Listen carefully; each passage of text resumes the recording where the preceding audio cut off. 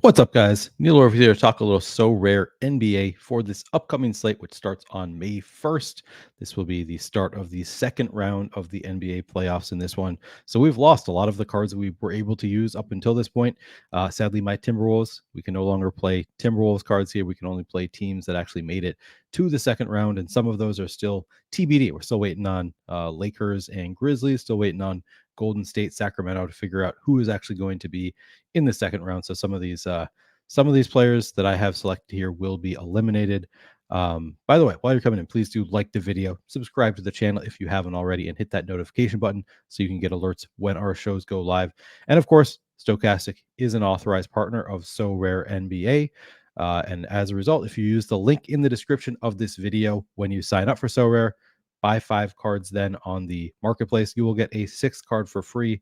That is a deal that we have going on with Sorare. So just use the link in the description of this video before you sign up.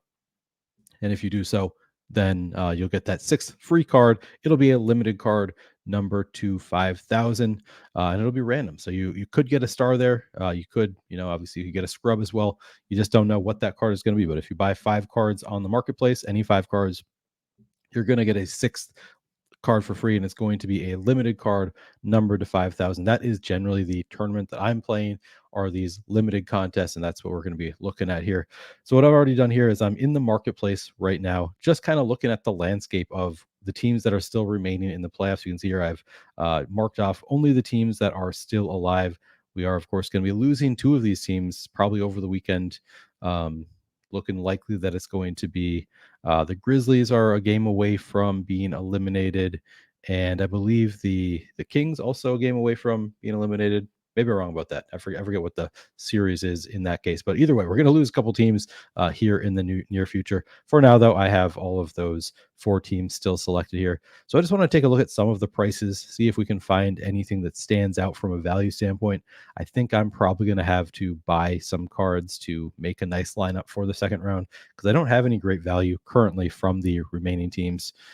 Starting at the top here, man, do I have regrets. I had a Nikola Jokic. I actually sold it. I think during the first round of the playoffs, the first week of the playoffs, maybe even right beforehand. And I have major regrets about that because I think that the Nuggets looking pretty good to make it to the NBA Finals. And I of course lost my my playoffs boost because I no longer have a card. I had a boost because I had it going into the playoffs. I no longer have that boost because I sold the Jokic. I have major regrets there because this 52 value looks really good.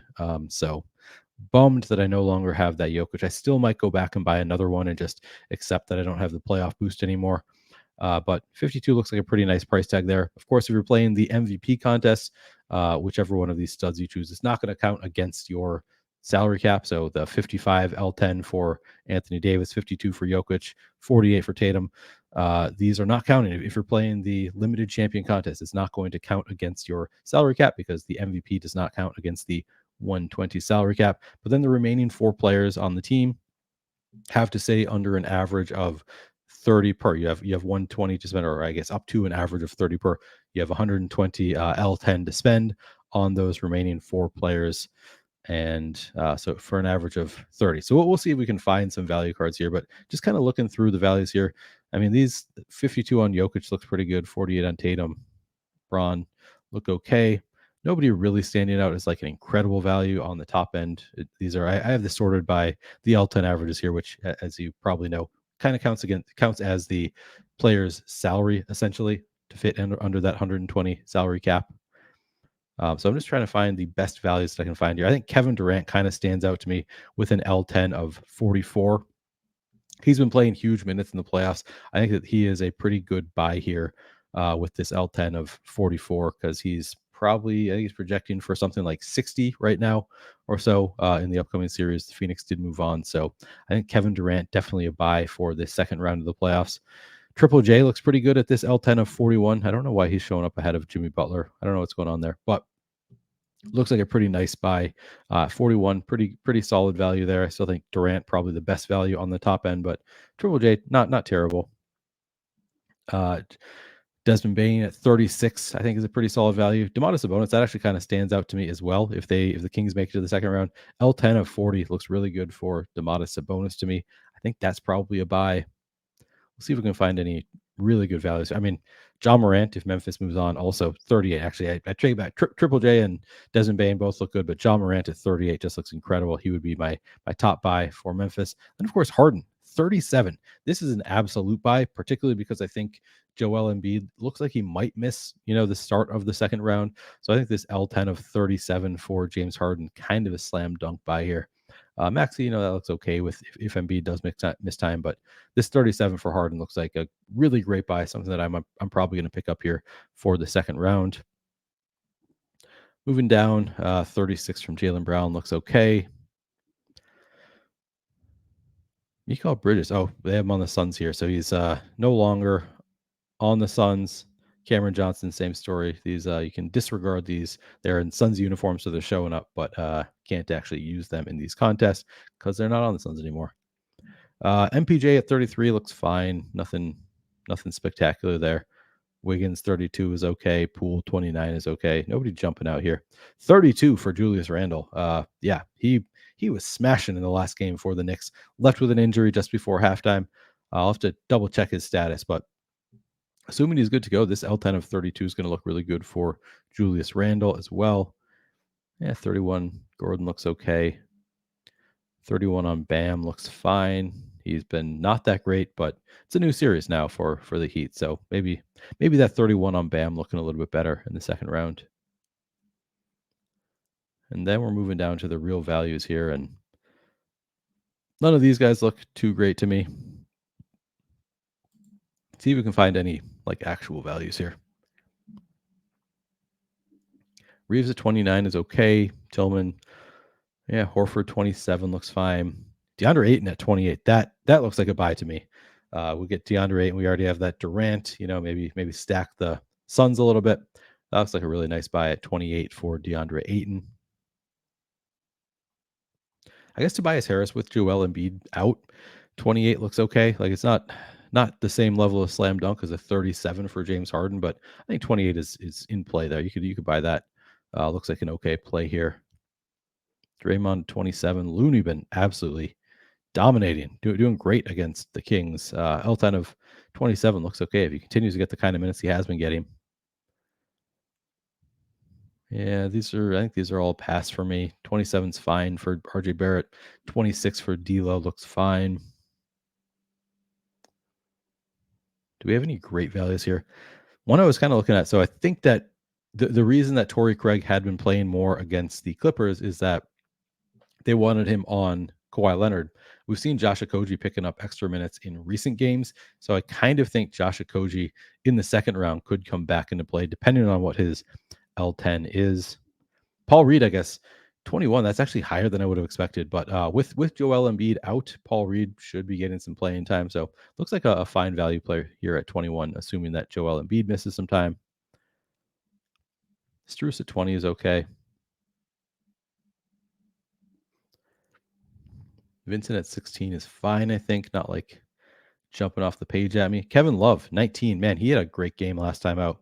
Maybe there's some meat on the bone on this 19 L10 for Kevin Love. Maybe a player that I would consider picking up. There he is, Josh Okogie at 18. All right. Higher L10 than I would have liked, but I think that he's still a pretty nice value at 18.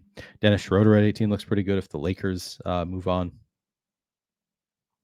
But yeah, that's I was hoping it was going to be lower than that because he was really not playing much in the beginning of the season, beginning of this series against the Clippers. But still, I think 18, there might be a little bit of meat on the bone there. Kuminga just not playing recently.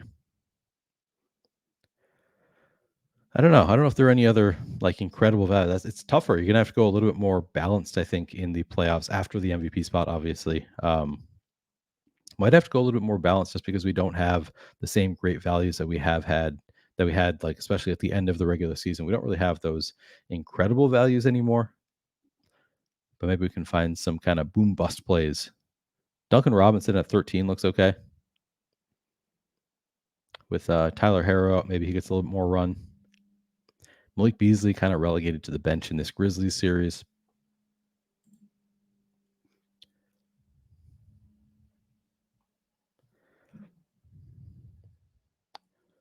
Not that many. See, there's just not too many great value options here. Dwayne Dedman at 10. I don't know if he's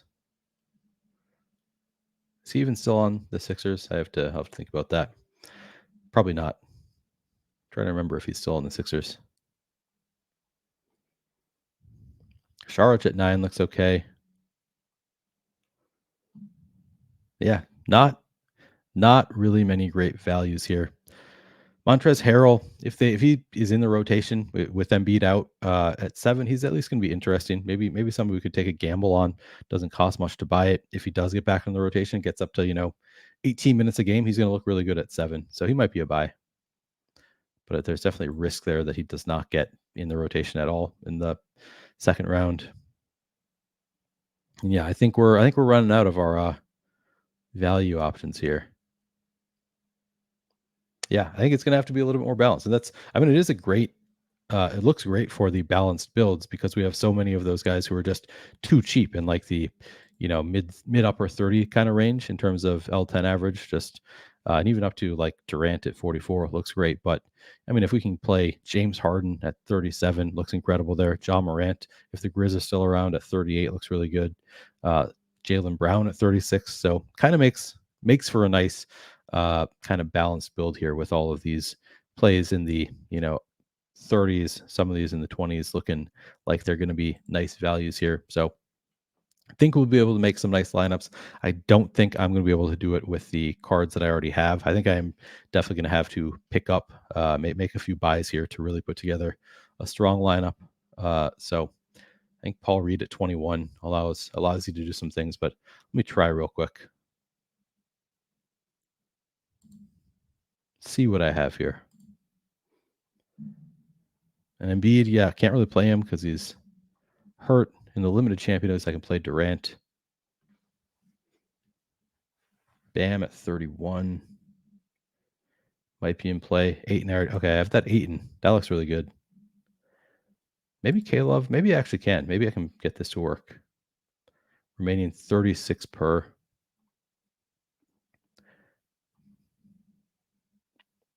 Could play this Jordan Poole. Yeah, let me see what I can do with if I play this Bam, then I'll have 42 remaining. All right, so a little bit of a gap here. What about those if John Morant is still around, this lineup could play.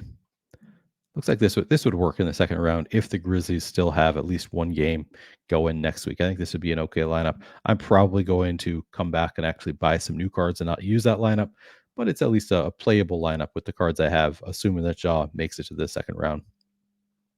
Anyway, I think that's those are my thoughts on this slate. I mean, looking through those cards, I think those are some nice value cards you can play. In general, I think you're going to want to be playing a little bit more of a balanced build rather than stars and scrubs on this slate, just because of the lack of value here. Obviously, it helps if you're playing cards that you already have, and especially if you have that playoff boost, that's going to help you. The 15% boost for having a card coming into the playoffs, that's going to help in some lineups. But I think you can make some nice balanced builds here. That's going to be my strategy, I think, for this upcoming NBA second round slate. Hope you can find some success using this or a similar strategy. Good luck next week.